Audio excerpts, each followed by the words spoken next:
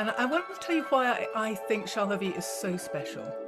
This is a woman that combines a real scientific rigor through her psychology studies at PhD level, which, is not easy and requires a real nitty-gritty scientific mind, which this woman dressed in the veil has.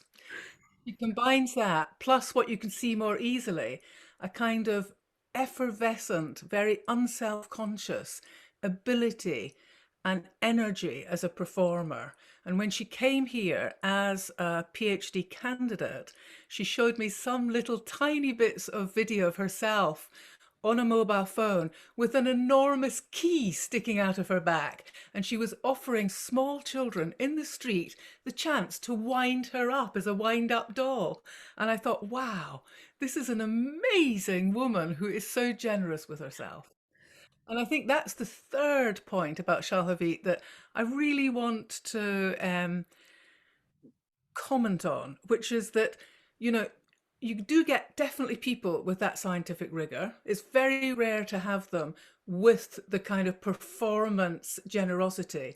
But I don't think of anybody else that can put those two things together with really caring about other people's well-being. And everything that Shalhavit does is to make other people feel wonderful. She's focused in this film and narrowed it down even in her next work with sick kids on young people who have actually come into the mental health care system. And I think that Shalhavit, that you're going to be a real breath of fresh air for them, and I think that you're going to make a difference to them. So over to you now. Thank you so much, and welcome everybody. And thank you so much for choosing to be here right now. I'll just go ahead and start because we are a little bit in. So yeah, again, my name is Shalhavit-Simcha. You could call me Shalhavit. And I have a question. I'm going to introduce the question to you. And the question is, do you have a new positive habit? And what we're going to do to answer the question is we're going to put you in little breakout rooms. I'll give you 2.5 minutes. Basically, each one will have a minute to share, or just kind of check in. We're in this weird time, COVID, and we all may have picked up something that is helpful for us. So this is the time to kind of listen to ourselves, what has been helpful for us, or you could choose to check in. So what's going to happen in a minute is you're going to get an invite to join a breakout room with someone random from us here. And then you'll have 1 minute each to just share or just check in how you're doing tonight. And if you don't want to share, you could just tell the other person, I prefer not to talk, and just do the listening. All right? Cool. Nice. Okay. That was a good introduction. Yeah, I'm going to pause the recording until, actually, no, we'll just continue here. So people are right now in the breakout rooms, and they're going, for the people who are listening to this recording, people right now just in the breakout room, I invite you, person watching this, to think to yourself a new positive habit. You could write it in the comments, something that you took on for yourself. All breakout rooms will close in 59 seconds. It's a good question, though. Usually, is it good question? Do you have any new positive habits? Like, I usually think of habits as bad things. Like, I've got a bad habit of doing something. Something positive being a habit. Yeah. It was my original one. I looked up great questions to ask people, and I was like, ooh. All right, so here we're having people coming back, and I'm going to stop sharing just so we could greet everybody. Yeah. Yeah, people have a few seconds to join us back. We had a little chat here while we're recording. Emily started playing the cello. Oh, wow, Emily, that's so wonderful. Not very successfully, I have to add. It's not reaching great heights, so yeah, it's enjoyable. Welcome back, everybody. So I know it was pretty short. You only had 1 minute each, but I was curious, how did it go? How was it like for you? Great. Yeah, really good. Mm-hmm. It's so amazing to be talking to someone in Scotland. Yeah, yeah, it's really important, I think, to have those conversations. Usually I give a longer time for each one to talk, just to get you present what it's like to what it's like to talk, because what we're about to watch is me inviting young people to share themselves with me, asking them what is their advice for themselves when they're having a bad day. So Amy Hardy is my supervisor. She is the reason that I came to Scotland making films, really looking at the impact of films on people. And my other supervisor is a clinical psychologist, Matthias Schwanauer. He's the head of the School of Health and Social Sciences. And what I try to do is take research and also take the lived experiences to kind of create an experience, right? If I want to give a message to young people, I can't be the one giving the message. It has to be, they will get the message if they hear it from people like them. There's the theory of Albert Bandura of self-efficacy, where you see people like you, it's more likely that you'll feel like you could, whatever they're doing. So that was, the beginning, based on a bunch of other theories. I won't give you too much of it, but we're going to watch the Docu-Music video. It's 8 minutes long. And then we're also going to give you 5 more minutes to give your feedback anonymously in a survey. So we're going to pop into the chat box the link to the video. We're going to all mute ourselves. Go there, come back, then we'll give you the link to the survey, and then we'll have a whole discussion that I'm here to learn from you and really to hear how it's like for you. So the survey is anonymous. At the end of the survey, you could actually connect to me, where I could actually have a conversation with you later. So if you're up for it, I'd be very interested. But the survey itself is anonymous. At the end of the survey, you could click and add your email if you like. So anyway, we're going to start with the film, survey, and then discussion.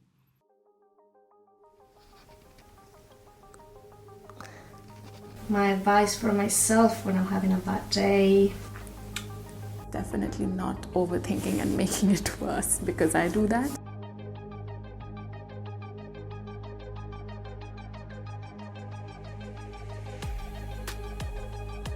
Depends on like how bad a day, I guess. What was I saying? My advice for what to do on a bad day, or like what I do. I didn't expect myself to start crying, but This psyche where you're trying to be alpha. I know a lot of people try to be alpha, and it is so annoying. Yeah, trying to force myself doing things doesn't always work. And we have to show that we're the best. It's like, it means that guys don't really want to talk about their feelings, and they're scared to, and they're scared of being ridiculed.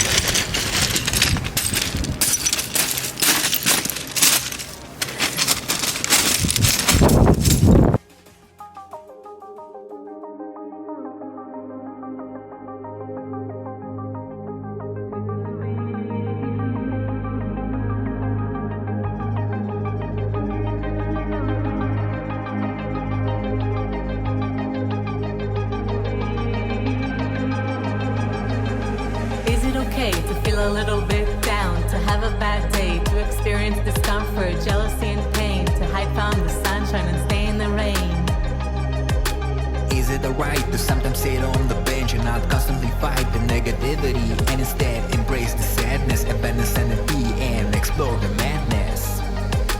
Why do I try to obsessively reach for the sky, to never look bad, to never be wrong, to hide all my weaknesses and always be strong?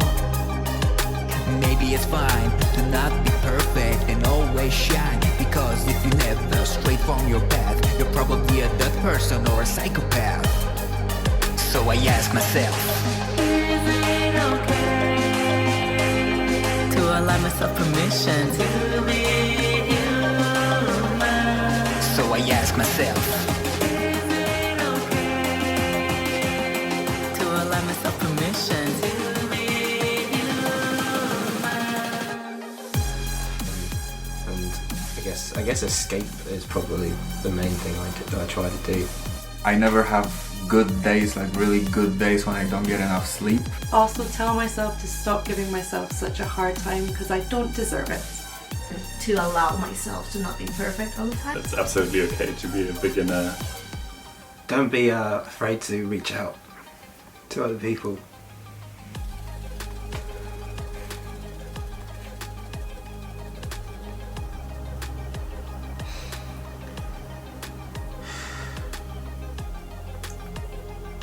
It's okay to do that.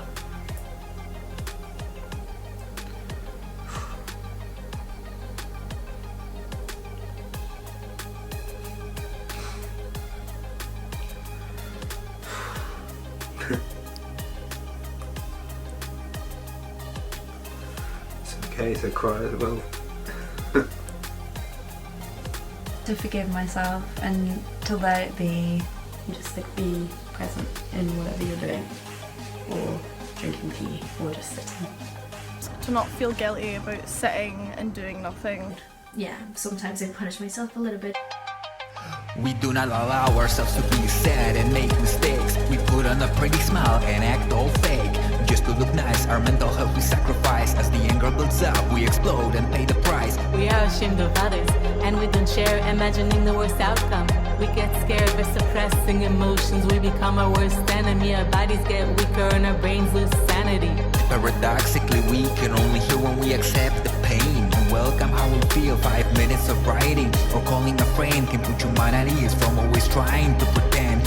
When you are blocking them, they become a distraction. So drop your baggage and you're ready to take action. You put the rainbow of emotions in an embrace. They don't control you anymore, and it puts you in a better place. So I ask myself, is it okay to allow myself permission to be human? So I ask myself, is it okay to allow myself permission to be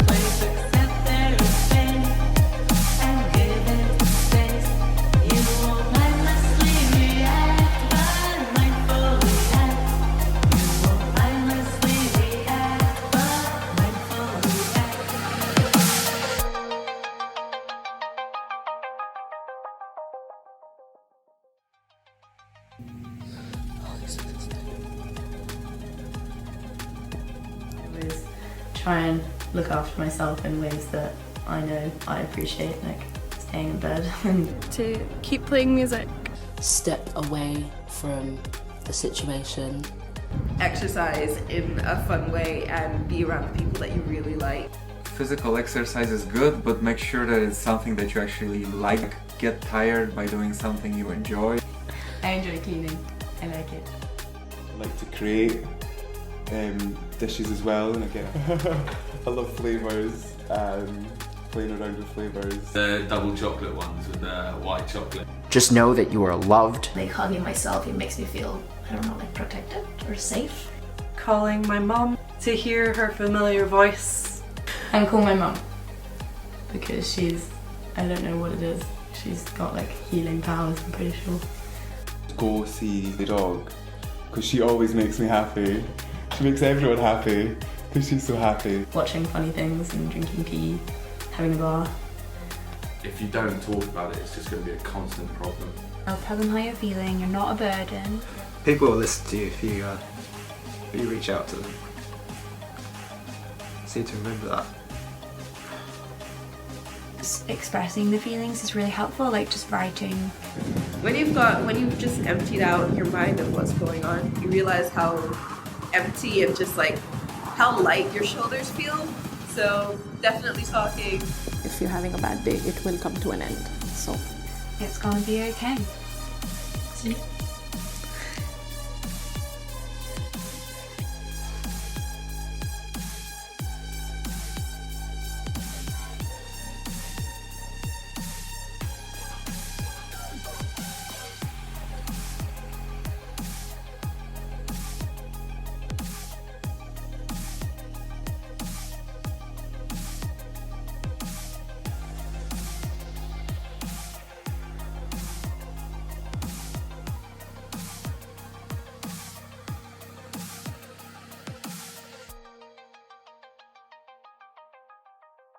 a chance for us to help in developing Shalhavit's work when she moves into the Sick Kids Hospital for her final year of her PhD. If we could do a short survey, that feedback is incredibly useful to Shalhavit to make her work even more useful to young people. Hi. So, I think, are we all back? Looks like it. Yes. So, Shalhavit, I think this is a good time just to have a little bit of feedback with and share with each other. Sort of, oh, hang on, I see another rose. Let me just, this one fell off. Yeah. Okay. Great. I mean, what interests me, Shalhavit, is how you manage to relate so warmly and quite intensely with such a range of people. Can you tell me a little bit about the process? How did you achieve that? Well, it's a great question, Amy. And I posted on like a big Facebook group in Edinburgh. It's called Meadows Share. It has a lot of students and young people messaging random things. And I posted an invite for people to be vulnerable in front of the camera and share their advice for themselves in order to make a difference for other people. And it was kind of like a snowball. People started telling each other and inviting each other. There's the one girl that I invited, that wrote back to me when I was filming her. She asked her housemate if he would like to join as well. So it was kind of this. A lot of people responded, and there was word of mouth. And obviously, some people followed up, some not, and that's what you see. And to your question of like being vulnerable, I think it was interesting. It was a lot of just me listening, and that's what I learned from you, Amy. Just listen. They're just brilliant. I also invited them to. I told them, listen, I'm going to send this to you as your own video for your future self, something that you could look back at. Because at first they shared with me their advice for what they think would be helpful for other people. And then I was like, well, that's, thank you so much for that. And let's do another filming and recording and look at yourself in the future. You listen to yourself in the future having a bad day and what do you want to tell yourself? And that was the sudden whoa, people started really opening up to their future self and allowed me to share this later in the video. I think that's so smart. And I think that, using the camera like that as a way of actually mirroring people, what's your advice to yourself is a really clever move. Because of course, we're all pretty good with advice for other people. But then when it comes to your own self, suddenly people think and respond actually in quite a different way. I'm going to throw this open to the floor now. Is there anyone else who would like to respond? I'd love to hear from you.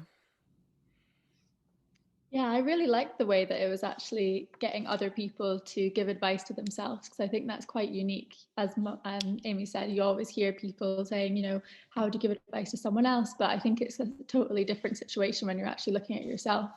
And it was really nice seeing how people were suddenly being so much kinder to themselves and, allowing them to stay in bed in the morning and little things like that. I thought was really moving. Thank you. I agree. Yeah, I was really moved by them. I still am.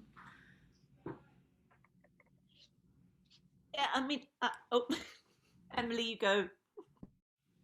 Oh, sorry, Tracy. I've seen the video before, but I really enjoyed watching it again. So thank you. And I found myself thinking this time a lot about the music that was in the film and thinking about how you went. I was just curious how you went about creating the kind of soundtrack for the film. Did you write the lyrics after speaking to everyone? That's a brilliant question.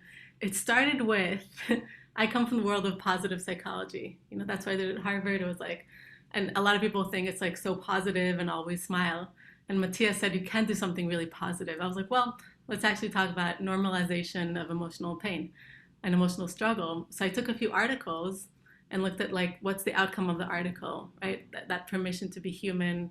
And I kind of took words from the lectures and articles on the topic and created a song from that. I was like thinking, what's like the main message? And that was the chorus. And the electronic style is because my goal is young people, and I'm trying to reach where young people are. So there's already a DJ in the US that's been playing it in parties. Like, my goal is to reach young people where they get a lot of their messages, and shift the pendulum to messages of social support, of normalization of painful emotions, messages that are constructive. So that's the style of music. Yeah, and then it was kind of just the topic of normalizing that brought this all about. The next project with the children in the mental health department would be a little bit more of like starting by listening to them and then creating the song. So that would be an interesting one. There'll probably be a few songs, which I'm excited about. That's so interesting. Thank you. Yes, Tracy. Oh, that was wonderful, Shalhavit. I was trying to work out where the little thing where you put your hand up, but I can't find it on Zoom anymore. That looks like a good hand. I just thought, look, I look like I'm kind of like, I'm so cold, because I am actually so cold, but I love your warmth. It just exudes warmth and generosity, and I think the way you interact, there's some very raw moments in your film, and to have people so trusting of you behind the camera, I think is such a... But I also want to say, just following up from Emily, what I thought was really interesting just now was my 18-year-old son happened to come into the room as it was on, and he just started jiving and doing his bit, and he was like, oh, I'm watching all these portfolios at the moment, and then he kind of was like, oh, what's it about? And he was jiving about, and he was like, oh, mental health. And that's just what you want, Oh my God. He was actually taken by the music, and then and I think that kind of subverting what you... So there you go. Oh my God, this is the best. He's 18, and I think the fact, because that's the sort of, he said it's a cool vibe. That's a cool vibe going on. Oh my God, thank you. So I think the fact that you've chosen this sort of this vehicle for sharing sometimes quite thorny, problematic, tricky issues, and not done the sort of sad the sad music, but you've actually using something kind of upbeat and funky, I think is really interesting, and obviously works. So this is so great to hear. I do get different feedback because not everyone likes the music. Some people really don't like. They're like, it's not my style, but I liked it or something. So that's really great to hear. And in the next project, I'll probably try different kinds of music. This is just great because that's what I want. Like, I wanted to get to those kids who are dancing and suddenly listen to the words and being like, oh. Yeah, my other question, I don't know if it's okay to ask it now, is kind of what age group teenagers, is there a particular band of teenagers, and how much will they be involved in sort of co-creating stuff with for the next project? Yeah. So it's 14 to 34. Okay. But it's going to be the mental health department, so it'll probably be more, less than 30s, but 14 and up. So that's the age range. On the research proposal, it's 14 to 34, but it's, the young people who are in the mental health department at the hospital in Edinburgh. Have you, I was just thinking as we're talking, so I'm obviously my own children are that sort of age group, and they would dance to it as well, the whole TikTok malarkey going on at the moment, but it's actually really impactful on 14-year-old young women. You might want to think about that, so you don't have to necessarily do TikTok. But I think that's something that it's like an anchor and then the message underneath, but something that is recognizable and they're all loving and they still do it. I walked out just now and there's about, I would say at least 10 young people on the anchor TikToking, moving and dancing. Yeah. Wow. That's brilliant. Thank you. Yes. Melinda. Yeah. Yeah, I think what the music does is it gets inside your head so that it becomes a mantra. And so you keep hearing over and over again, is it okay to have a bad day? And yes, it is. And so that becomes kind of your mantra, and it's almost subliminal. And and the music really kind of reaches a different part of your brain than just seeing an interview. And also, before Shalhavit said she was working with actual people who volunteered, I was wondering, I thought maybe she gathered all her friends to be good actors and actresses, you know. but it's even better that they were just people who volunteered, you know, to talk about their bad days. You know, I mean, I know you have a lot of friends, but you know. I didn't know these guys before. I'm just so moved by them. Yeah, it was a really special experience for me. And I have a blog writing about what happened to me in the middle, because suddenly I had this like crazy wave of self-empathy that I didn't experience before, thanks to them. Yeah, well, that's lovely. Your own film worked for you as well. That's really good to know. Can I just say, I am beyond ecstatically happy that your film is being played in clubs, you know, because a lot of the words and the sentiment of music that's being played in clubs does not allow particularly young women to internalize really mirroring that is going to enhance their well-being. It kind of does the opposite. And so it's so lovely that your music is of a high enough quality here to do that. And I really hope that you somehow film it, that we need to know about that, and we need to see it. Now, I know we're out of time, actually. We're already over time. So unless there's one last question very quickly, Shalhavit, I think we should go over to you to finish. Any last questions? Okay, so thank you very, very, very much. I just want to share with you I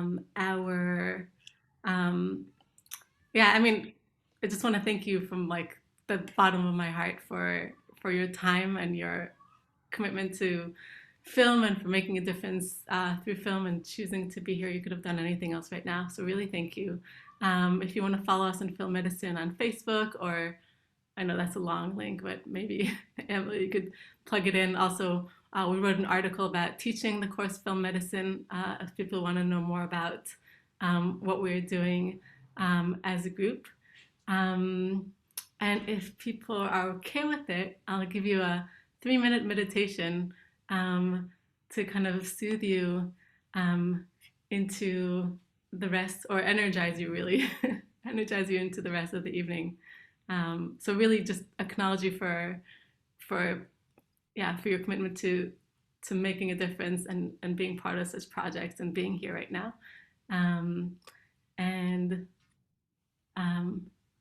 So I just want to invite you to close your eyes. I'll put a little bit of music.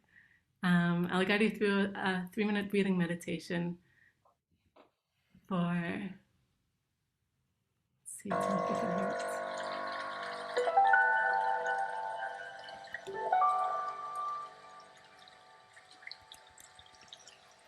So you can sit back in your chair.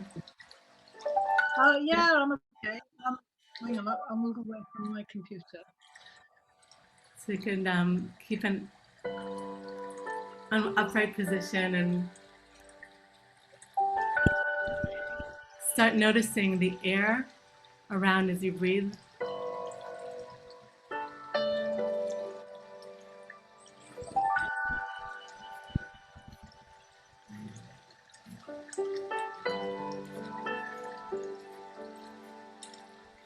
Keep a light smile on your face.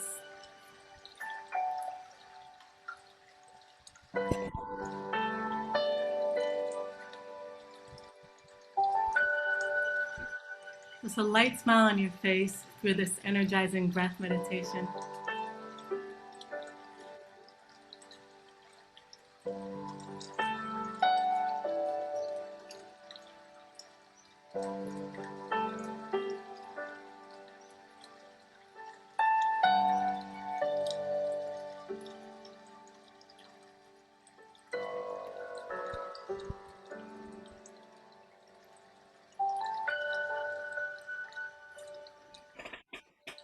Guide your attention back each time your mind wanders.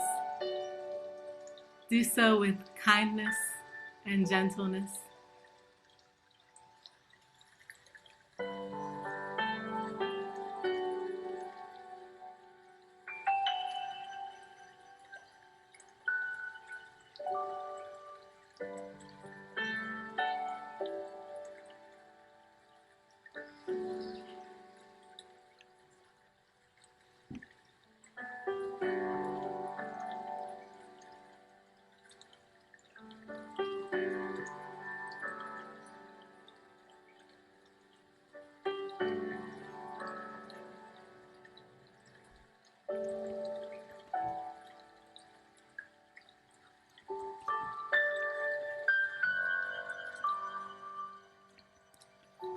And end this meditation with 3 deep, mindful breaths.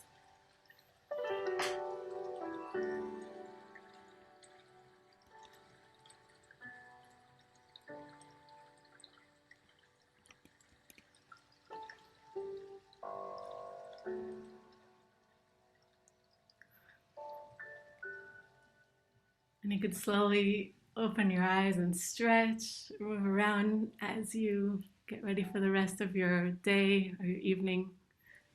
And thank you so much for your time. Thank you very much. And we've been joined by Daniel at the end, but Daniel, I have sent you the link to Shalhavit's film in the chat. So do quickly copy it now, and then you'll be able to see the film. Oh, and there's a feedback form in the description of the film if you want to give me feedback.